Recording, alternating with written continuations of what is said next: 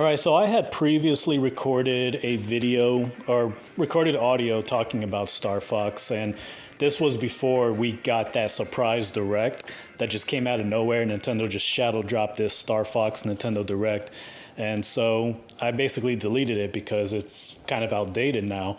But basically, what the topic of the video is about is the fact that I think Star Fox is actually probably likely going to end up surpassing Metroid as a franchise and is going to be the one that actually joins Mario and Zelda as being the top three Nintendo franchises. Right now, I would consider Mario and Zelda to be S-tier franchises for Nintendo. Those are the franchises that sell very well. They're the ones that gamers are always looking to, right? They're always wanting the next big Zelda, the next big Mario. And for a while, at least on the internet, you do have, you've got a cult of Metroid fans, right? Who, they always want the next big Metroid. But the thing is, there's not that many of them, and it's nowhere near as big as The Legend of Zelda or Mario. And for years, people have been wanting and hoping that Metroid would reach the status that Mario and Zelda have, that S-tier status. They were kind of going in the right direction with Metroid Dread. Metroid Dread is the best Metroid game you can play right now. That is such a phenomenal game, really awesome game to play. The only game that comes pretty close to it, I would say, is Metroid Prime on the GameCube. And they did a solid job with that game, and I think it was Mercury, is it right? Mercury Steam, is that the one who makes Metroid Dread, or who made Metroid Dread? They did a phenomenal job with that game. And unfortunately, Retro Studios finally delivered Metroid Prime 4, and it was an absolute disappointment. It was a huge letdown. It did not live up to the hype. People, after a month, had just stopped talking about the game. There was a few, your typical grifters on YouTube, your Nintendo grifters and NPCs who were basically pretending to love the game more than they actually did. They were acting like it was the greatest thing ever, saying this is the best. I think it was Sunbro Nation. He was like, this is the best game on the Switch 2, and it's not even close. I'm like, dude, you're stupid. I'm sorry. I like Sunbro Nation at times, but at times he's a complete goofball, and that was a goofball take. The most fun game on a Switch 2. Two of the most fun games on a Switch 2 would be Donkey Kong Bonanza and Kirby Air Riders, and there's no other game that comes close to rivaling those two so far. Metroid Prime 4 is nothing more than, a visual masterpiece, which I wouldn't even call it that. Yes, it looks good visually, but it's nothing that just blows you away. I wouldn't consider it to be something that just blows you away. It's a game that I enjoyed playing for the most part, and I would say it's, at first I said it was better than Metroid Prime, but I'm going to take that back. I said that because they're going in the right direction. Having other characters in the game to care about, having some type of a big open world aspect to it, not entirely open world, but having some aspects of it. And I thought the enemy fights were more intense, so that was one thing I really liked. But other than that, it was very disappointing. Psylux, he's the main villain. He's barely in the game. That pisses me off. And somebody tried to argue, I made the argument that one thing that really pisses me off about Metroid Prime 4, no freaking Kraid, there's no legendary bosses from previous Metroid games. So it's not even a love letter to Metroid fans. How lazy, how lame.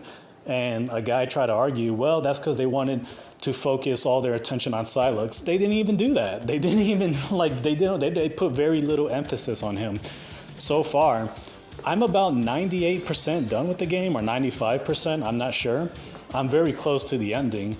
And I'm like, damn, we barely fought the guy, and you're not actually fighting him, you're fighting these cyborgs that are disguising as him.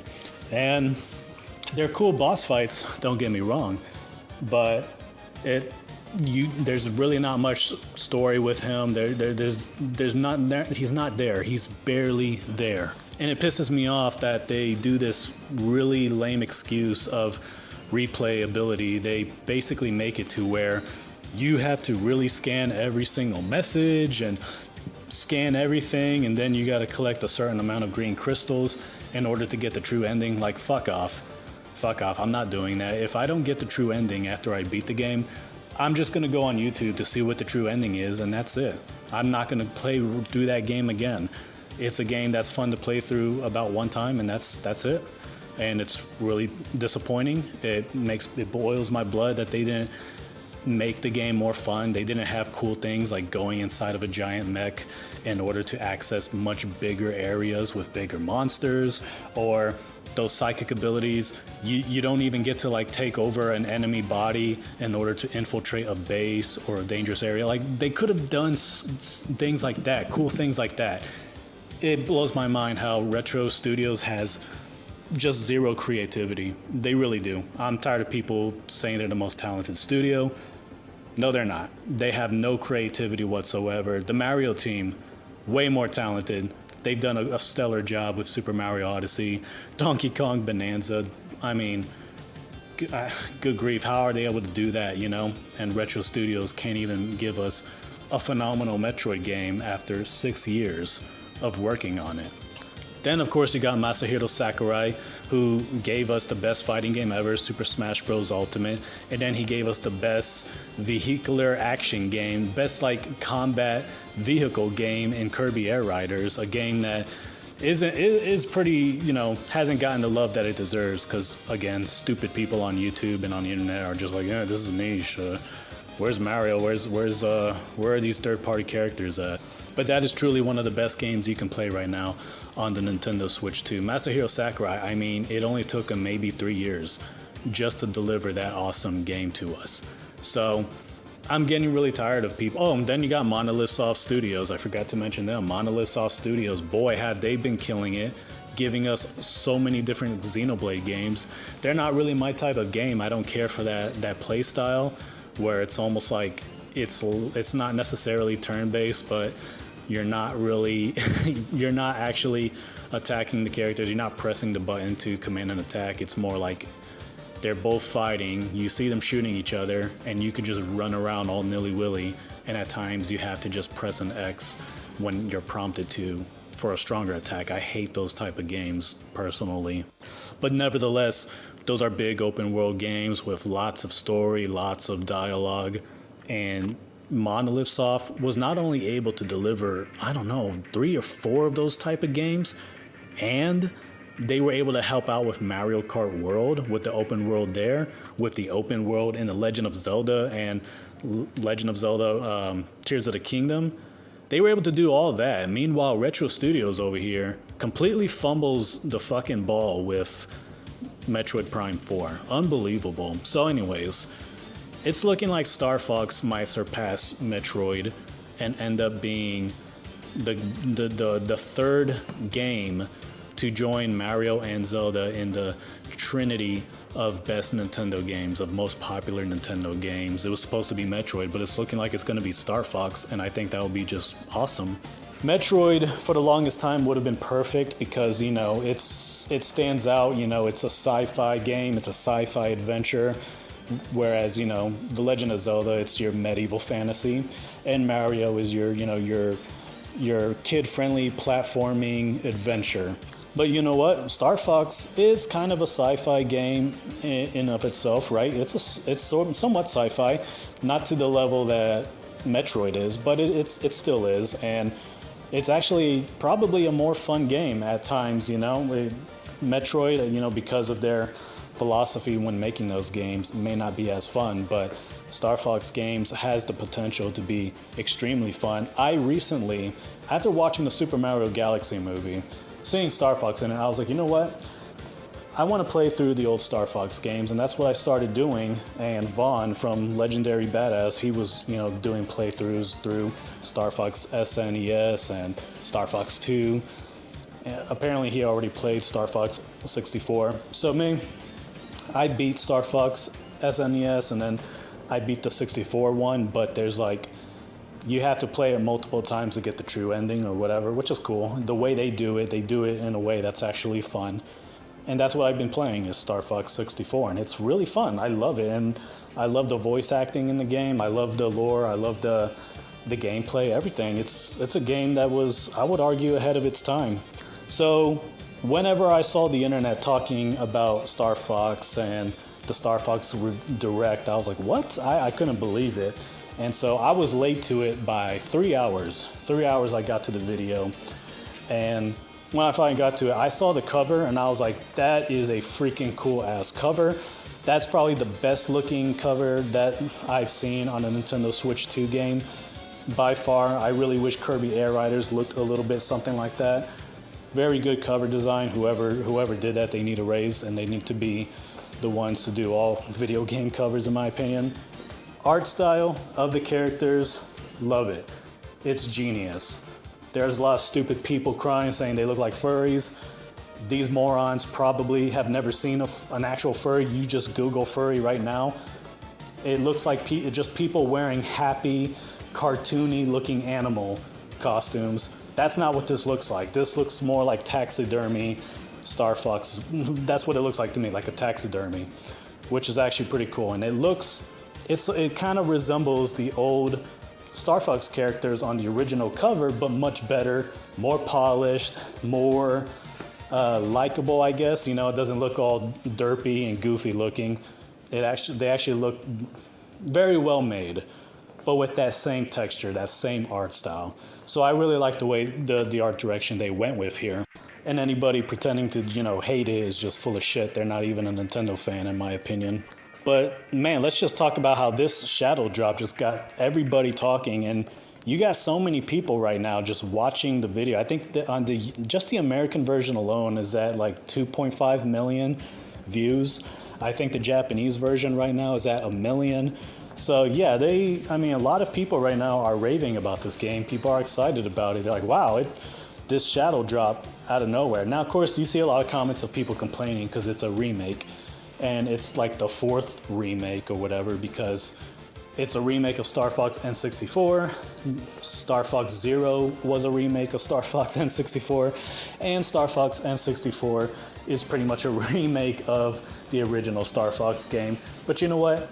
I don't care, because it's a damn good remake. They're not doing what PlayStation does with the freaking Last of Us, where it's like The Last of Us remastered, and all it is just a slight graphical upgrade, and that's it. This is like a true remake in the sense that everything looks different. Cutscenes are being added in. There's a lot. It looks much better. Then you got the online multiplayer. You got the dog fights, all that cool stuff. They even, at the very end, they closed out with, James McCloud, the father of Fox McCloud, and they were kind of showing what happened with him. And it makes me wonder if we're going to be able to play as James McCloud in his final moments, fighting or going towards Andros. That would be really cool. That would be really awesome. So I think this is way more than just a remake. I mean, it looks like there's probably going to be more missions than what we've seen before. People are saying they should have just called it Star Fox 64. I think that's what Rob of Rule of Two was saying. They should have just owned it and called it Star Fox N64 Remake. Here's why that's stupid. Because for one, I mean, that's going to turn people off even more. Just the title alone, it's saying N64 Remake, No, just put the word Star Fox on it, right? To make it seem like it's a fresh, new experience. And also, it's not like they're just making this game only for the Star Fox fans who've played the original games.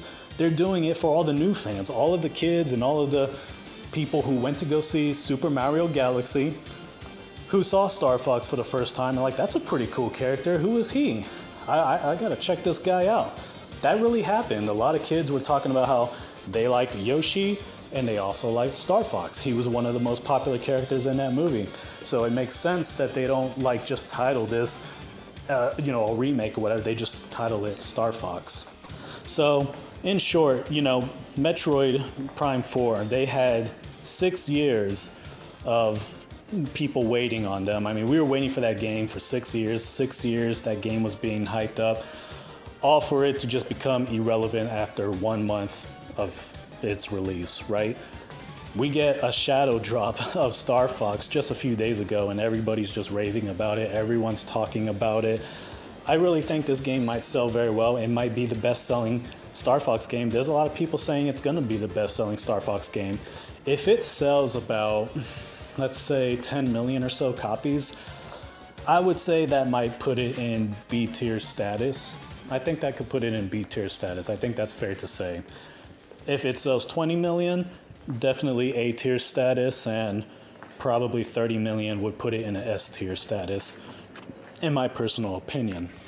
Now, does it selling that much really put it in S-tier status, or do we actually have to wait on the next Star Fox game that comes after that, wait on the big Star Fox movie, and see how much hype it generates? See if it generates as much hype as the next big Zelda game, the next Mario game, the teaser of The Legend of Zelda, which we have yet to see, but is it going to be like that? Is it going to be able to generate that type of hype that Mario and Legend of Zelda are able to generate? And if so, then that would officially mean that it is an S-tier Nintendo video game.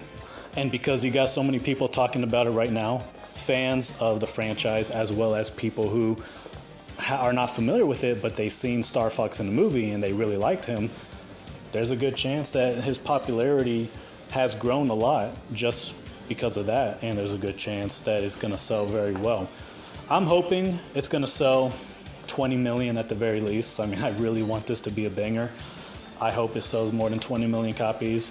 Hope it gets to 30 million. I really hope it does those kind of numbers, because I think the franchise deserves it. I think it's a really good franchise, and I really hope that they end up making a new Star Fox game with a entirely new story, or at the very least, remake a different Star Fox game. I mean, they have Star Fox Assault on the GameCube, which many people were mad that they didn't mention that game during the Direct, but that's a game I hadn't played yet.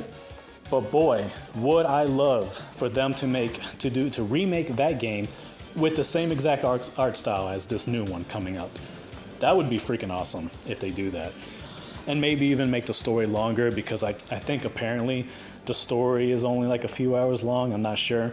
People complain about the on-foot missions, but you have people saying that the on-foot missions are good. I personally want some more variety in a Star Fox game, so I would like those on-foot missions, and those would make sense because so many kids who saw the movie, they're like, "Oh, this character is cool. I hope I could play as him in the old games." But you're kind of just driving around in the R-wing the whole time, So it would be awesome to just be able to play as the character himself, going on the ground, infiltrating bases, and shooting up enemies like that. So honestly, if Nintendo just doesn't have any ideas of a new story or how to advance the story for the character, they could just do that. They could just start remaking these other Star Fox games as well. They could just make Star Fox 2 next, right?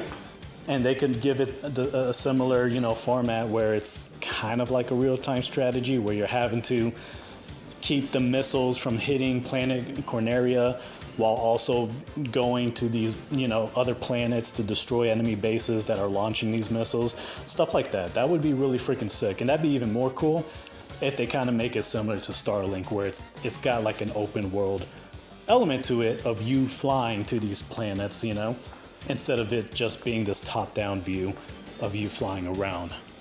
Now, when it comes to sales and which franchise has done better, Star Fox or Metroid, they're relatively about the same. I mean, Metroid with, I believe, 20 different games. Actually, no, I believe it's 16 games, sorry. I think it's around 16 games or so that they've had, and they've sold, or they've made approximately, I think, $20 million or so, whereas all 9 Star Fox games have probably made about $15 million. So on average, it seems like Star Fox makes just a little bit more than the Metroid games, but it's going to be interesting to see how well this new Star Fox game, which is a remake, how well it does in comparison to Metroid Prime 4, which I don't even think has hit 1 million copies yet. Now, if you combine the Switch and a Switch 2 version, Nintendo said that it has hit 1 million copies, but that's if you combine, the Switch 1 with the Switch 2 version, and that's still pretty damn weak, if you ask me. Especially a game that was, being hyped up for the last 6 years.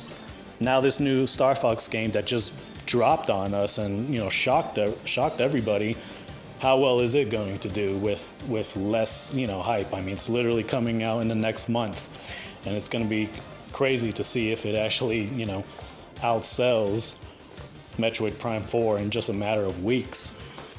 But you guys let me know what you think. Like, do you think this is going to happen? Do you think Star Fox is actually going to pass up Metroid Prime 4? And do you think it's going to end up becoming an S-tier franchise just like Mario, just like The Legend of Zelda? How many copies do you think the game will sell? Do you think it's going to outsell Metroid Prime 4 pretty quick? And what do you think should be the next Star Fox game? Do you think they should do a remake of Star Fox Assault with the same exact art style? Or do you think they should make Star Fox 2? That would seem to make sense. Just make Star Fox 2, do a remake of Star Fox 2. Or do you think they should just make an entirely new Star Fox game with an entirely new story? I want to hear from you guys, and that being said, I'll talk to you all later.